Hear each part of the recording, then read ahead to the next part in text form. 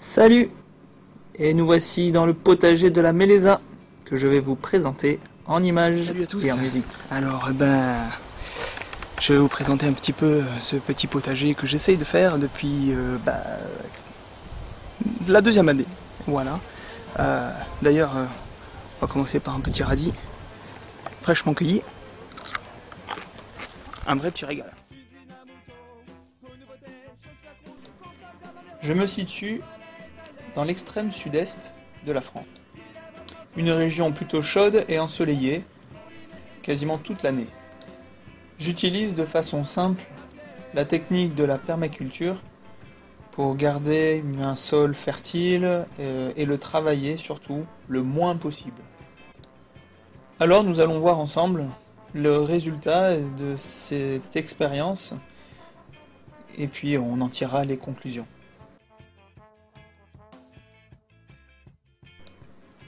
C'est exactement la deuxième saison que je suis en train de réaliser cette année.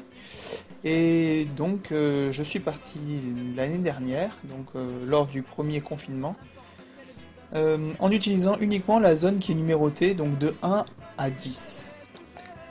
Ce sont de petites zones de culture qui font 1,20 m maximum de large, avec un passage justement de part et d'autre, pour pouvoir avoir accès au milieu de chaque bande de culture.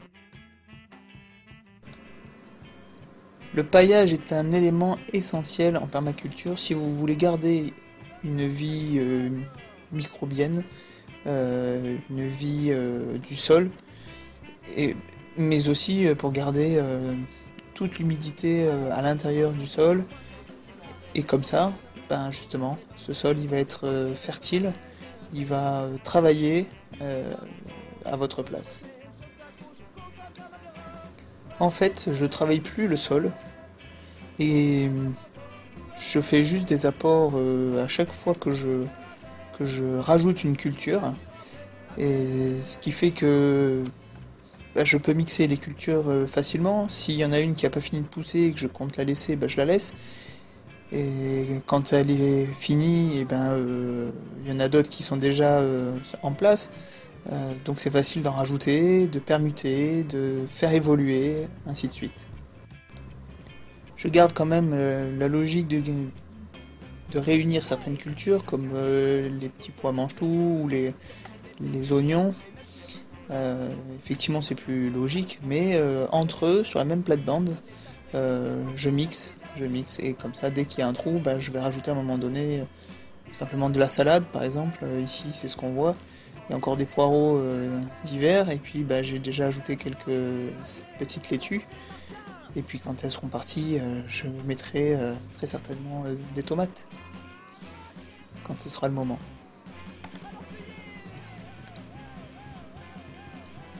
Donc j'ai pas pour habitude de planifier ce que je vais planter, à quel endroit, comment, quand, parce que c'est au feeling, c'est en fonction de la nature, c'est en fonction de l'évolution de chaque plant, et puis aussi de mon ressenti dans ce sol qui est plus humide ou moins humide. Je ne mettrai pas là forcément la même chose. Voilà, donc là c'est mon petit semis d'oignons que j'ai fait il y a quelques semaines. Là, il y a l'oseille de l'année dernière. Il reste encore de belles feuilles. La sauge de l'année dernière aussi, qui est bien repartie.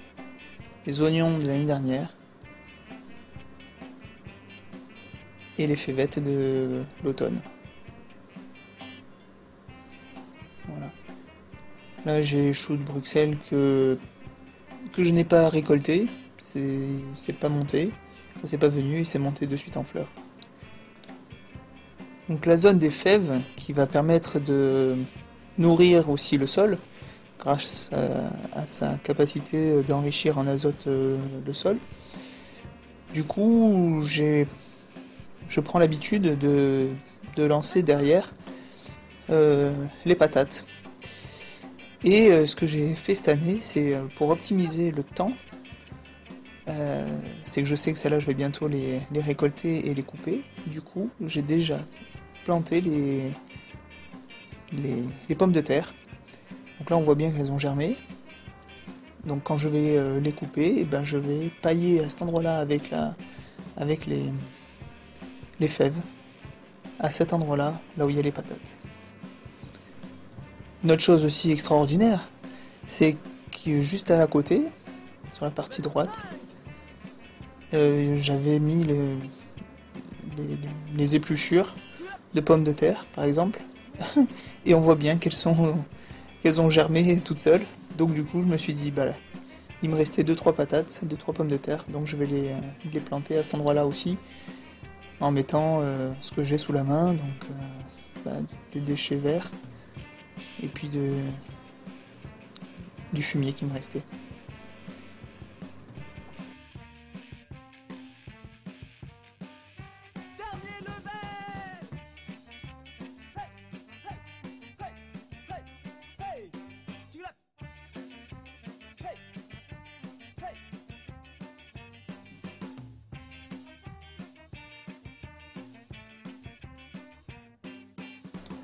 Donc cette année j'essaye l'ail, donc là j'essaye l'ail rose, que j'ai planté au mois de mars, février-mars il me semble. Voilà, des petites betteraves aussi, j'essaye, que j'ai semé et que j'ai replanté. Voilà, encore des poireaux qui restent. Et mes zones qui sont en attente, donc avec du fumier, donc ça travaille là, depuis février, j'ai fumé le sol et que j'ai paillé par-dessus, ça travaille dessous. Un petit céleri là qui me reste de l'année dernière aussi, que je récupère de temps en temps, juste quelques branches pour agrémenter mes salades.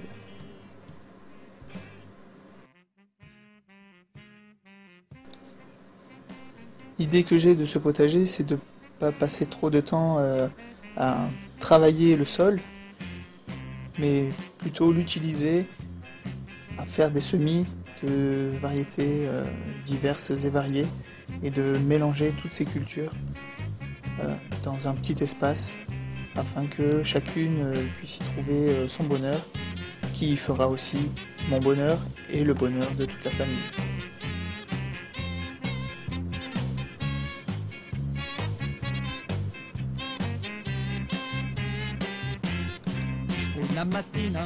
Voilà, c'est ainsi que s'achève cette vidéo, et comme vous le savez, vous avez l'habitude de le faire, likez, partagez, abonnez-vous, ça me fera toujours plaisir, et je vous dis à une prochaine vidéo.